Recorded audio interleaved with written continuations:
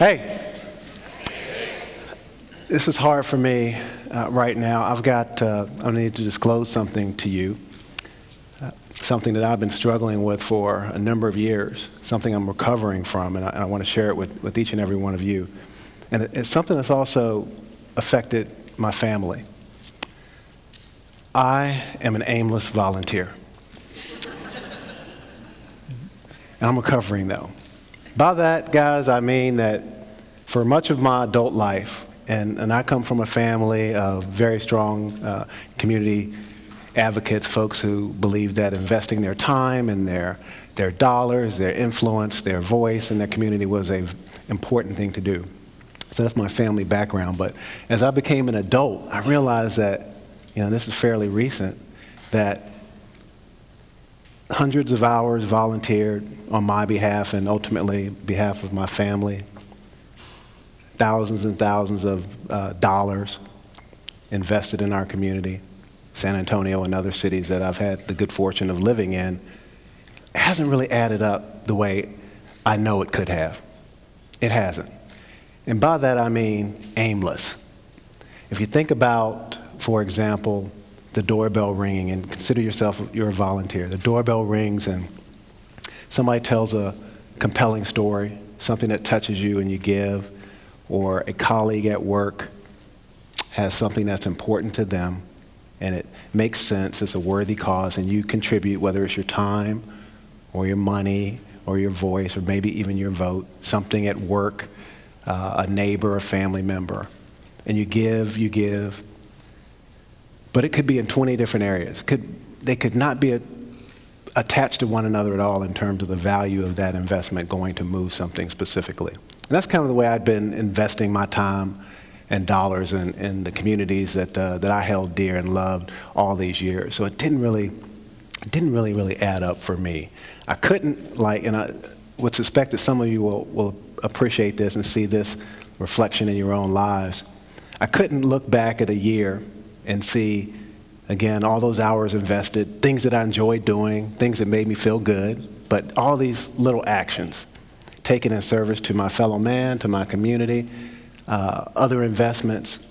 I couldn't look back and say, Darryl Byrd, the Byrd family, we contributed specifically, we moved something that was deeply important to us. I couldn't do that. I could say that I was a heck of a volunteer and that I spent a lot of hours invested in my community and a fair amount of money relative to our income.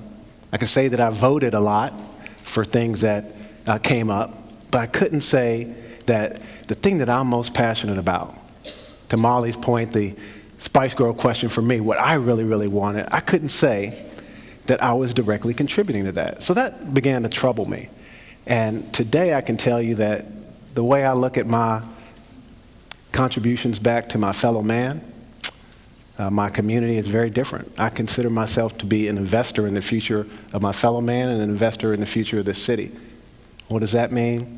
It means that, like any investor, you find what's really important to you, you define what outcome you want to have show up, and then you invest yourself, whatever that investment is, time, dollars, votes, advocacy, voice, you invest that very specifically to drive that outcome. That's your return on investment.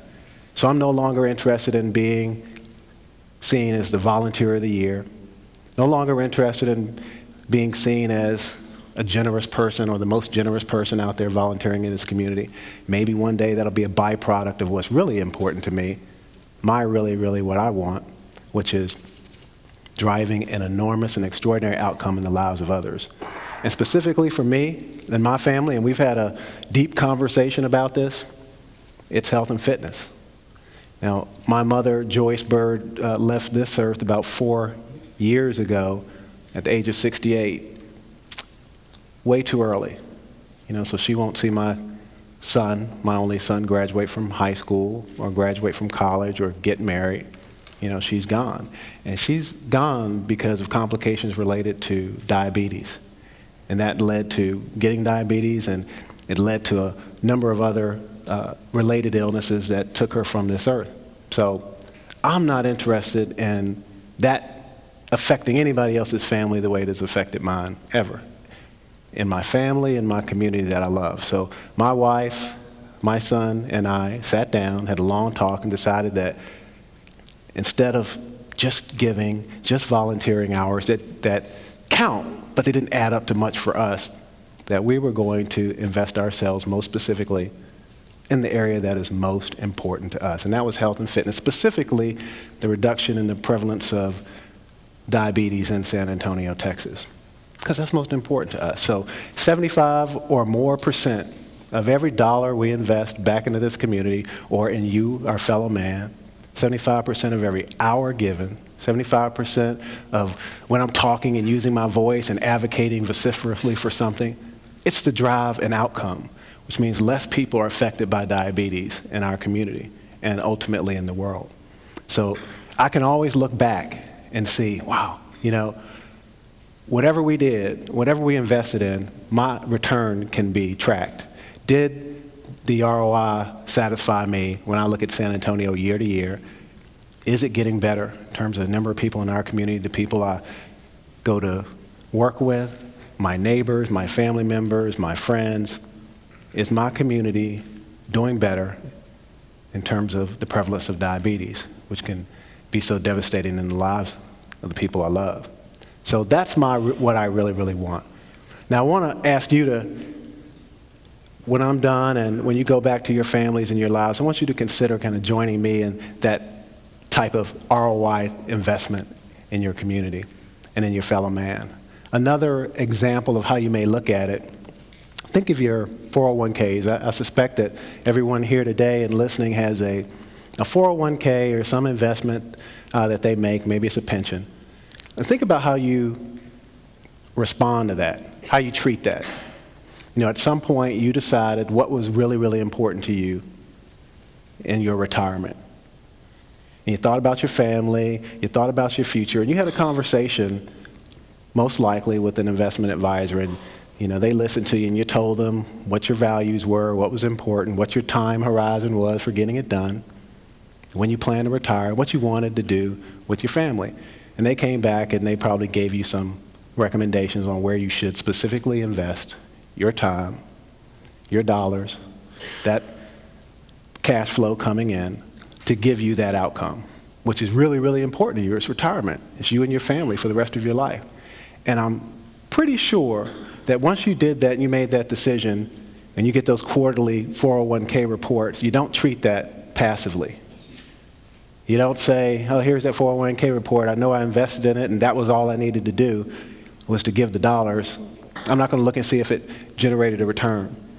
I'm not going to look and see if that's contributing to what I really want to have happen in my retirement, which is X standard of living. You're tracking it. You're looking at it because that retirement is important to you. And you realize that if something isn't going right, or you see that it's not getting you where you want to go as fast as you would like it to, you double down on that investment, you give more, you add velocity to it, or maybe you change course and say, this isn't getting me where I want to go. But you're focused on that return, which is the bigger picture. You're not focused on the act of just a couple bucks coming out of your check every couple of weeks. That's a tool to get you what you really, really want, which is an extraordinary retirement. Think about that in your everyday lives. Think about that in your giving life.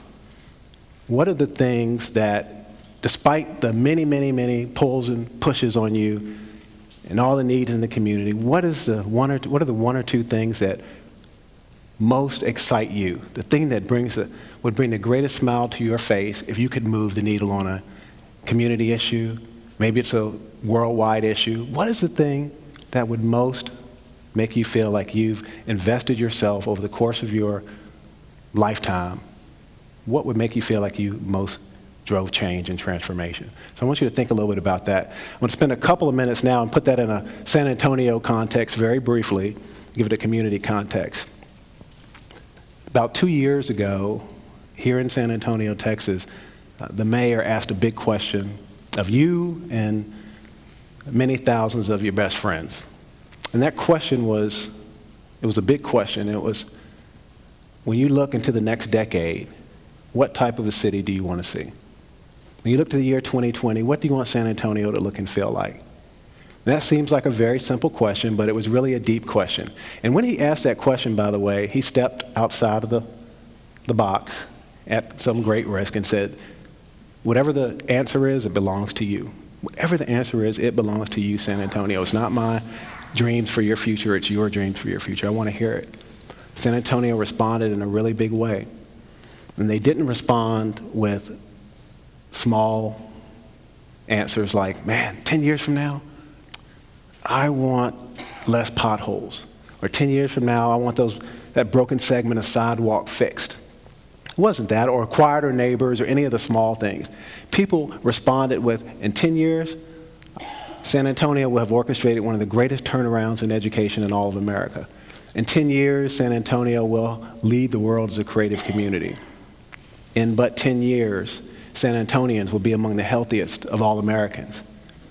Now, for perspective of how big that gap is, today, you know that probably a quarter of ninth graders walk across the stage on time with their peers as graduates in high school in San Antonio. You probably know that probably almost 70% of adults in our city are either at an unhealthy weight or obese. 30-some% of our children, school-age children, are in that category.